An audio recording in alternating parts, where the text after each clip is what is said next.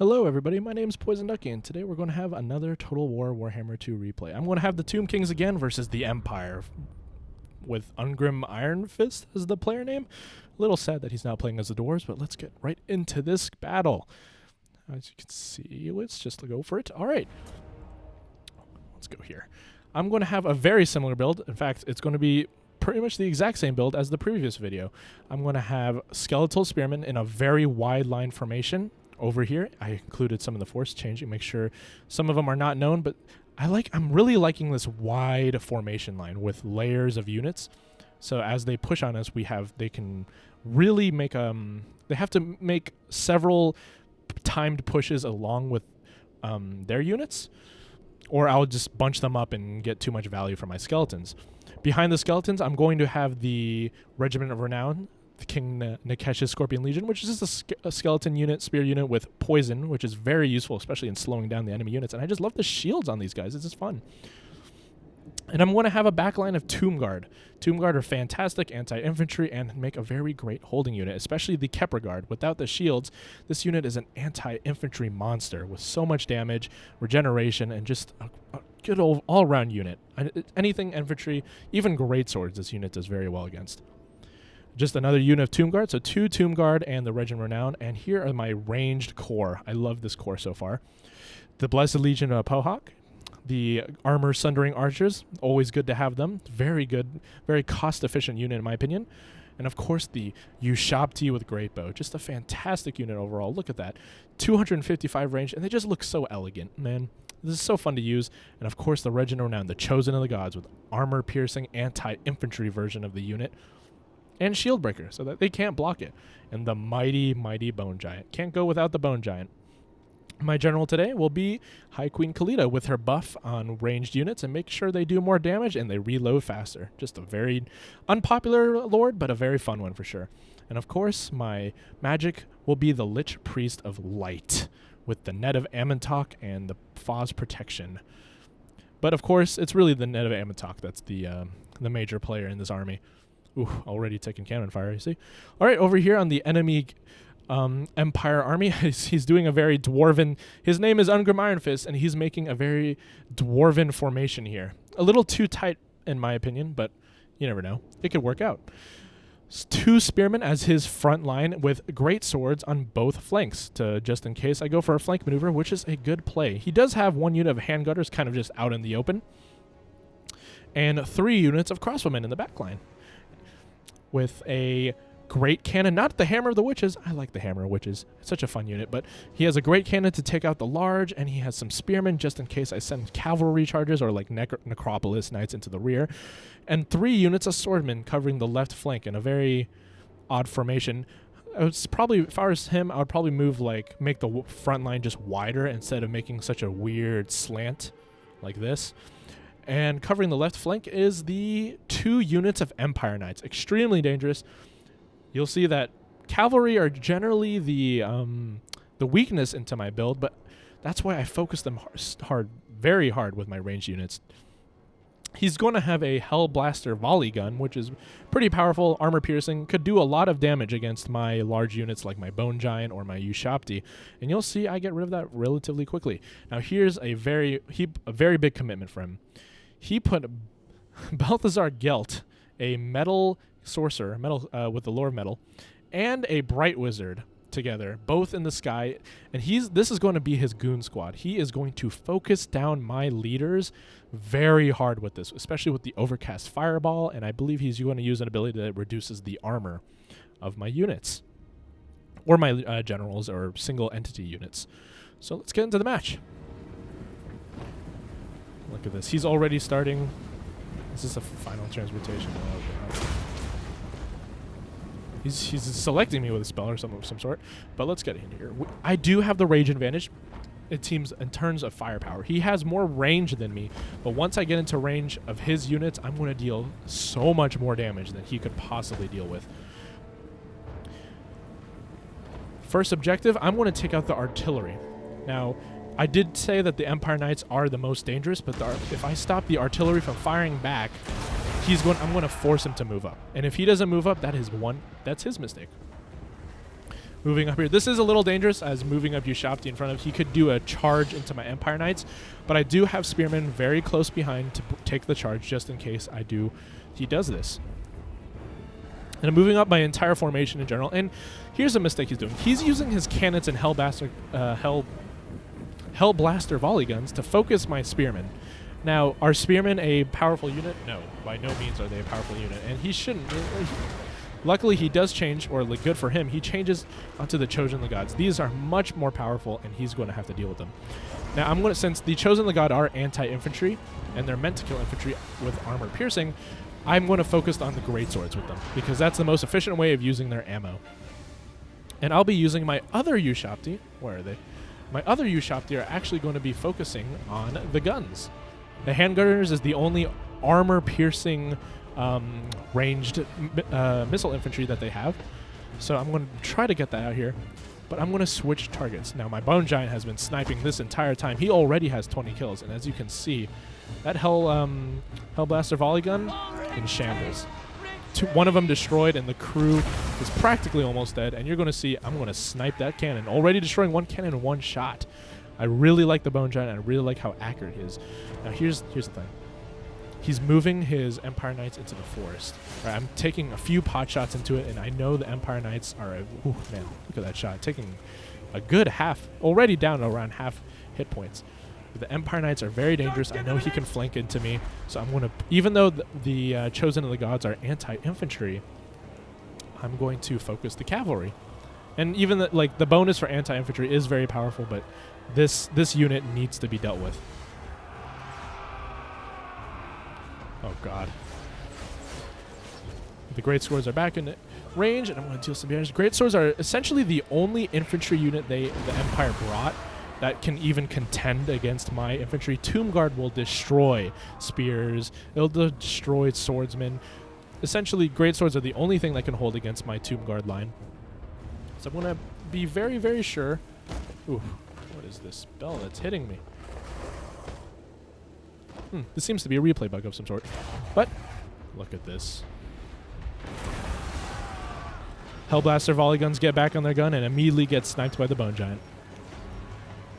And the cannon has been successfully destroyed. This is a fantastic start for me. All artillery down, I have the range advantage, and he has to move up because if I get my, what's it called? My worth out of these units, it's just he can't come back with it. He's just destroy his. Look at this.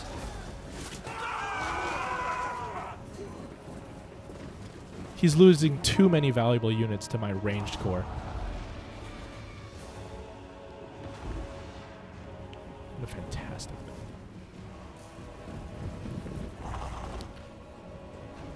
Now my ammo is running low, as you can see. He's letting me be a little too efficient with my ammunition, and I'm going to focus these Empire Knights. I'm going to get these guys down.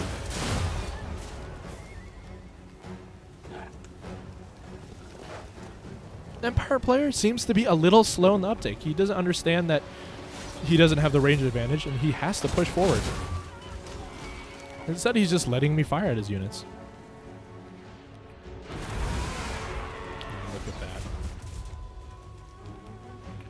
And with that, his Emperor Knights are already crippled. It's a real shame he didn't try to make any more plays with that.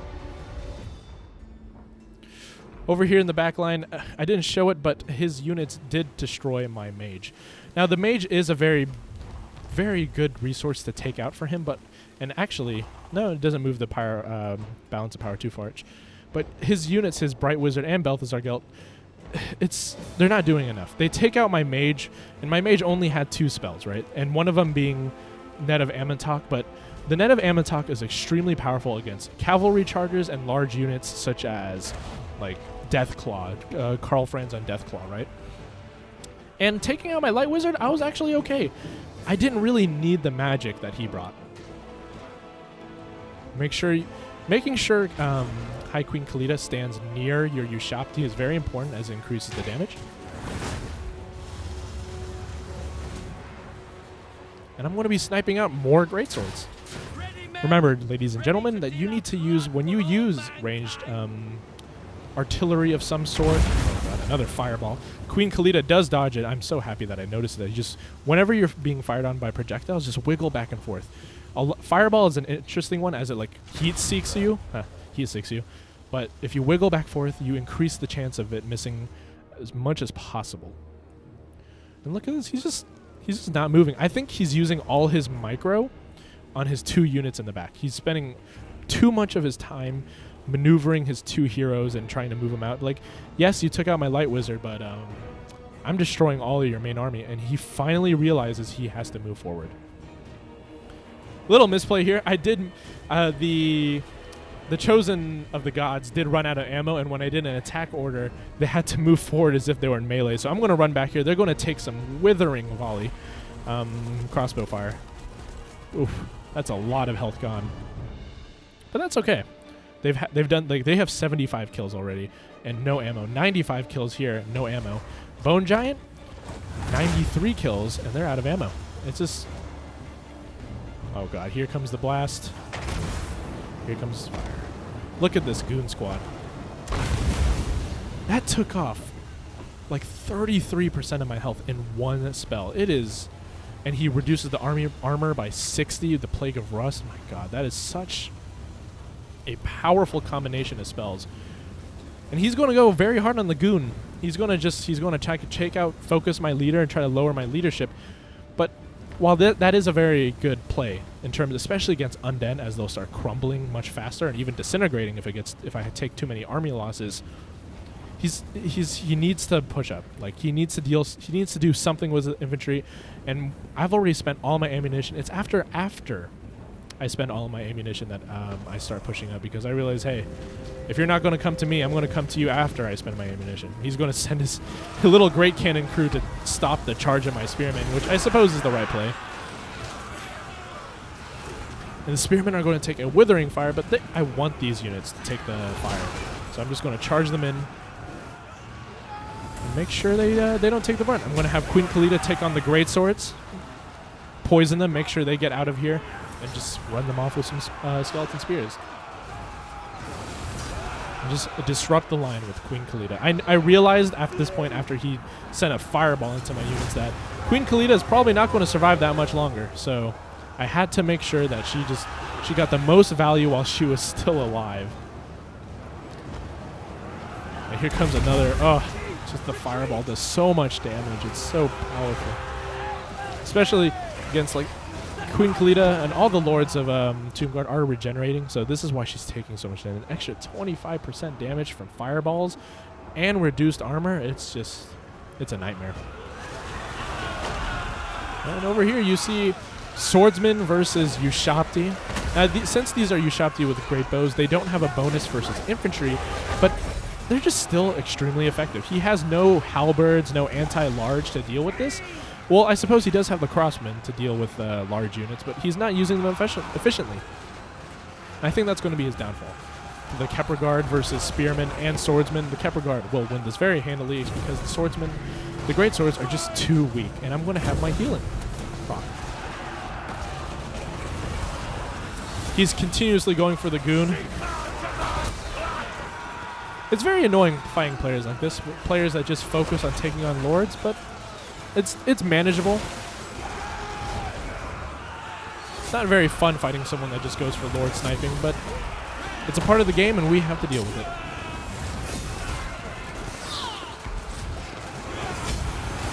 Here comes the venomous explosion, but with that, Queen Khalida is down. He has successfully gooned my lord, but at what cost? All of his infantry. That's the cost. He's going to try to go for my infantry, but I did have a unit of Tomb Guard in the back line to protect them. Not too much of a problem. And of course, the second proc of the Realm of Souls is going to heal my units even more. It's just the power balance of power is still in my favor. Look at this mighty giant. Let's take a look at him in combat. Looking like he does more damage to my units than his. Oh, that one swordsman really got it. He is going to focus with his projectiles on my bone giant, as he should. It's the easy big target to hit. And the Ushabti are just going to destroy, wreck into those infantry lines. They're still pretty good. Oh, wow. Oh, poor Ushabti.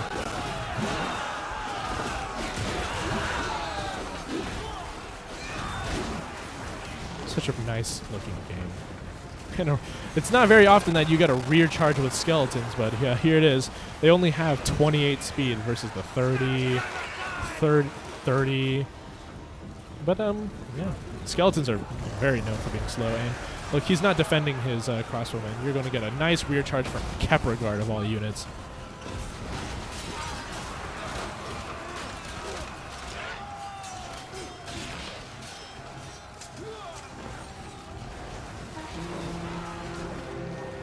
With that, we're just going to try to clean up. He just brings in his Empire Knights. He forgot they were being... he forgot them in the side of the map, which is not a great play. And I'm going to just have spears screening him out. He can't really come into play here. Like, my archers can fire at them. He's going to try to move in. Too many spearman units. Too many Tomb Guard. Well, the Tomb Guard do not have... They do not have anti-large charge reduction. It's just, there's too many units. Like, just the mass routing of the Empire. And here we go. Mostly at this point, we're just dealing with his units that keep on retreating. We just can't seem to shatter them. And this Empire player is going to do what he does best. He's going to goon out another unit. He's going to focus on my Bone Giant over here with his units. Watch this. Unsurprisingly, he sends his goon squad, and he's going to fire fireballs at my fire giant. And there it is. And he's just going to drop in, destroy it. I've already have my... It's out of ammo. Has 114 kills. It's okay if it dies at this point. And this is just cleanup. I've destroyed the left of the Empire Knights. What's left of them, at least. Spear units charging into spears. Not a great idea. And I'm just trying to chase them off. The Kepler Guard are going to deal with some... Oh, God, some spearmen. They probably are going to rout immediately, especially if you're going to attack them in the back. Yep. There you go. And there we go. He's trying to do something with his goon squad. It's not enough. Well, ladies and gentlemen, I really hope you like this Tomb King's gameplay. Let's see. I can speed up a little bit more because at this point we're just trying to clean up these heroes. This is a long replay. He did not give up until he really actually lost. Now let's look at our efficiency of units. All right, so we've got spears. Okay, unfortunately, Khalida got gooned out, so only 32 kills. And the Lich Priest did absolutely nothing before. He couldn't use any of his magic. He just got killed by fireballs. So good on him. He has it's a build I was not used to, like no armor and fireballs. That's a wombo combo for sure. But skeletons did well. The Regiment of Renown actually got 109 kills, which it's unheard of for me. Like, wow. Against, like, they were only against, like, Empire Swordsmen and Empire Spears, which are very low tier, but that's a lot of kills. One Tomb Guard. This Tomb Guard was protecting my archers the entire time, so only got 0 kills. And this Tomb Guard was right into it. 64 kills, and the anti-infantry one with 102 kills. And 48 kills for the Blessed Legion of Bohawk. 122. Here's the biggest mistake the Empire made. He let my units use all their ammunition. 122 kills, 113 and 114 kills. That is massive. Just to let that fly is just he needed to play that slightly better there. His spearmen, swordsmen didn't do very well, unsurprisingly. His great swords were sniped by my great bows and bone giants. His crossbowmen did good damage and 31 kills. Mainly it did most of their damage against the bone giant. Handgunners got sniped. Empire Knights got sniped. Great Cannons and Hellblaster Volley Gun were all sniped. Well, I hope you liked the video. If you liked it, please leave a like. And if you want more, subscribe.